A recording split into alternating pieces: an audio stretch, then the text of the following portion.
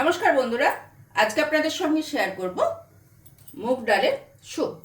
এই শীতের দিনে প্রচণ্ড ভালো লাগে মুগ ডালের স্যুপ খেতে। প্রথমেই কড়া গরম করে নিয়ে তাতে ঘি দিয়ে দিলাম খানিকটা।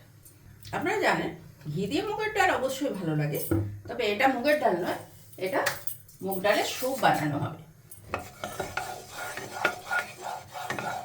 ঘিটা মেল্ট হয়ে গেলে ওর মধ্যে দিয়ে দিলাম কিছুটা গ্রেটেড রসুন। ওটা জাস্ট একটুখানি ভাজা হয়ে গেলে ওর মধ্যে দিয়ে দেবো সরু সরু করে কাটা কতগুলো পেঁয়াজ। এরকম লম্বা লম্বা পাতলা পাতলাই কাটতে হবে, ডুমো ডুমো কাটলে কিন্তু হবে না। এই সময় এর মধ্যে দিয়ে দিলাম নুন। পরিমাণটা বুঝে দিতে হবে, পরে লাগলে আবার দেওয়া যাবে। নুন দিলে কী হবে, পেঁয়াজটা তাড়াতাড়ি গলে যাবে। এই পেঁয়াজের সঙ্গে দিয়ে দিলাম কিছু মিহি করে কেটে নেওয়া গাজর। মানে আমরা মোটামুটি স্যুপে যে সবজিগুলো দিই এতেও তাই সবজিগুলোই দেব।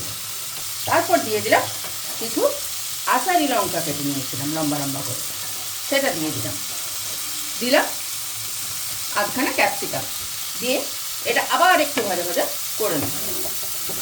এরপর এর মধ্যে দিয়ে দেবো কুচানো টমেটো।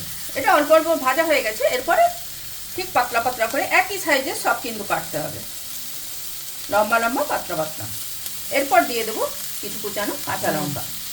এরপর এর মধ্যে দিয়ে দেবো গ্রেট করা আদা, দেব অল্প একটু জিরা গুঁড়ো। আগে থেকে ধুয়ে রেখেছি মুগের ডাল, সেটাও এর মধ্যে দিয়ে দেবো। আমি কিন্তু ভিজিয়ে রাখিনি ডালটা শুধু ধুয়ে রেখেছি। সব কিছু একসাথে মিশিয়ে নিলাম।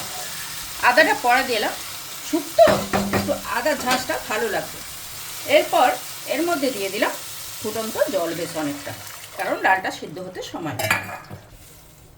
এটা একবার নাড়িয়ে নিয়ে ডালটা সিদ্ধ হওয়ার জন্য এটা ঢাকা দিয়ে গ্যাসটা কমিয়ে দেব। ফিরে এলাম 20 মিনিট পর। এবার দেখি কি অবস্থায় আছে। হ্যাঁ, স্যুপটা রেডি হয়ে এসছে প্রায়।